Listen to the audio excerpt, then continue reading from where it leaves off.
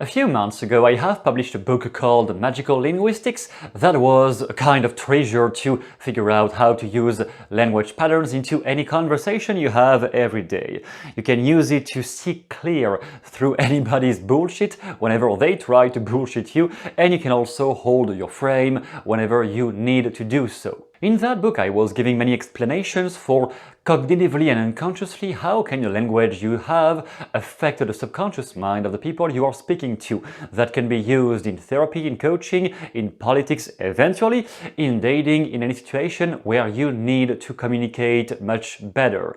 And today I would like to share with you 3 specific language patterns that will provide an example of how that works, and those 3 are not even contained in the book. So open your ears widely and let's go for some knowledge. The first one is, what are you really trying to do by saying this?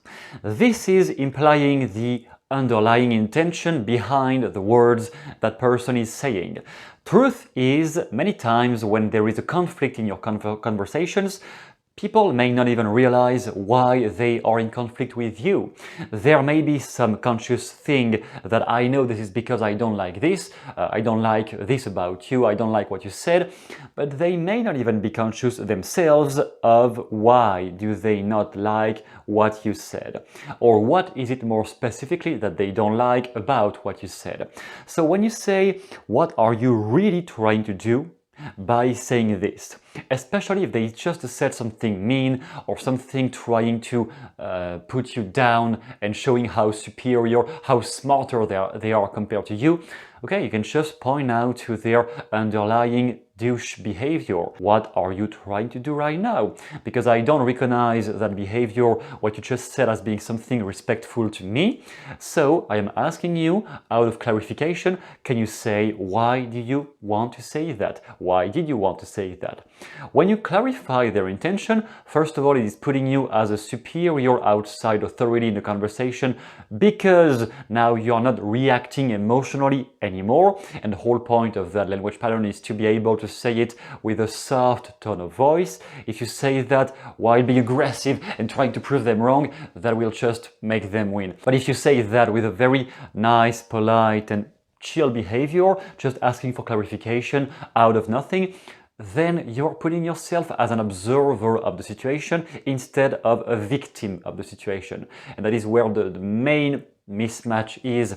When people don't succeed with those language patterns, they still see themselves unconsciously as a victim of the situation instead of distancing themselves and witnessing what is happening from the outside. Metaphorically, they are still physically there, but what if you were an outside observer?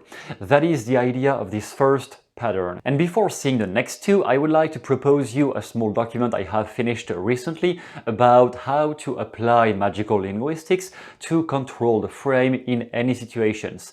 You will have 7 different situations that are the most likely to happen to you whenever you can't hold the frame, or whenever you can't earn respect from your peers. You will have exactly what to answer and why do you need to answer this or that based on their behavior. It is like a roadmap, a GPS, to always know where to go based on where you are. Without that, you may get lost in a conversation and not know what to say next, but with those 7, should I say, roads, you will always know based on what they said how to respond to remain the cleverest person in the room, or at least silence people when they go past the point, when they pass the line with you. With that being said, the second language pattern is, why exactly should I trust you? In the same way, this is going to put you as an observer of the situation instead of reacting like a victim into the situation. And by saying why exactly should I trust you, you are sometimes appealing to their value system. Why do they think what they have to say matters so much? According to what? Because it is a polite thing to do? Well, I don't see you as a polite person, therefore why should I listen to you? Why should I trust you? If it is all about politeness, you haven't been polite with me, then why should I trust you? Or if they say, for example, because what I say is the truth, Okay, the truth according to whom? All of those are coming from the alternative map. What are they using as a value system to evaluate what is right or wrong, good or bad, positive or negative, truth or false? How specifically do they evaluate that? Asking the question, why exactly should I trust you? You are putting into question the values they think are supported by both of you. Whereas maybe they come from a value system that you don't share at all. If it is a highly religious person, I will respect that person, but I am not particularly religious myself. I respect religion, I see some really huge benefits to being religious. I don't wish at that specific moment to become a religious person myself. Therefore, if somebody is starting to try to impose on me what I should do with my life, then I can just put that into question. According to whom? According to God? Fine, I respect your faith. However, at the same time, I don't wish to engage with the God you have engaged with. Then why should I listen to you in that case? Because I'm going to be saved. How do you know I will not be saved if I don't join the God you have joined? Can you clarify that, please? Again, nothing against religion. I have great friends who are religious, of all kinds of religion, by the way, including one who's kind of weird. Yeah, some like pagan, whatever.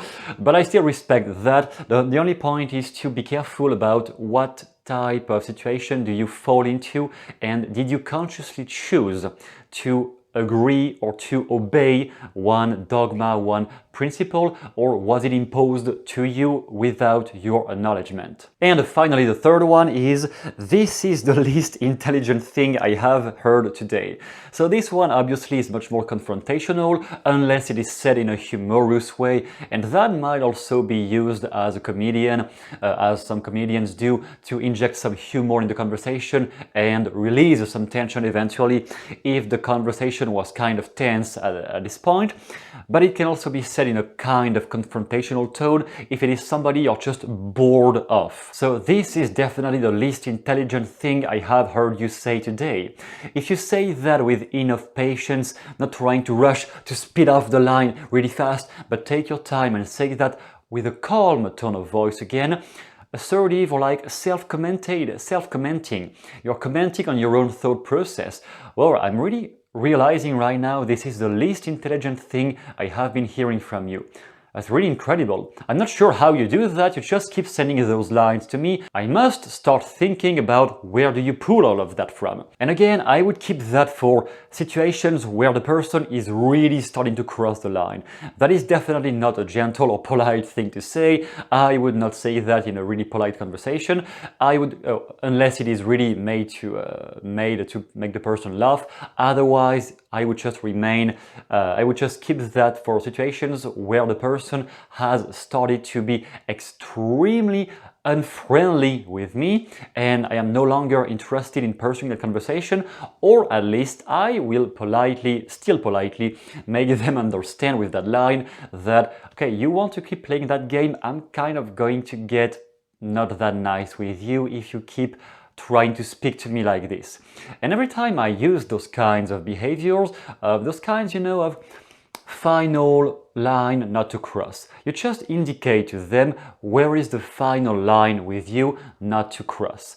Where is the point where you don't want to be messed with, where you don't want people to mess with you. They can mess with you on some topics you have some self-deprecation about, some topics you may just not want them to go there, and if you never ever communicate that clearly, people just walk over you because you are an easy victim in those cases. But when you can use some smart lines like this, just to indicate to them, okay, you're starting to cross the line. I just want to give a last friendly reminder before becoming really aggressive that this is the end of what I am tolerating. If they comply, then fine, go back to being mellow and really sweet and gentle.